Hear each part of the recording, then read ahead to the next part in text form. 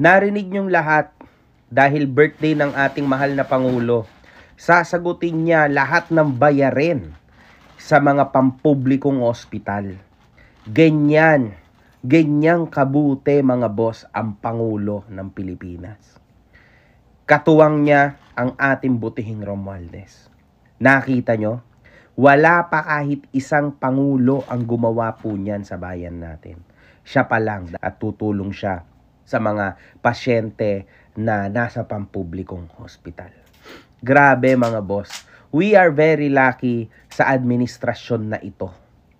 So sa totoo lang, do not spread any more hate. Instead of that, ay maging masaya tayo. I-enjoy nyo yung mga moment na to. Kasi mahihirapan na tayo makahanap ng ganyan ulit.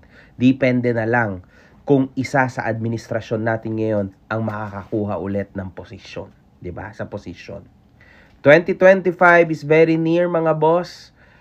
Para sa bagong mga eleksyon, na mayor, mga senador, please, ayusin nyo ang pagboto. No to Dutertes na tayo at sa nakaraang administrasyon. 2028, medyo nalalapit na, alam nyo na kung sino ang mga nararapat. Ingat ang lahat at lagi tayo maging mapagmasid, mapagmatsyag. Doon lang tayo sa tama lagi. Ingat.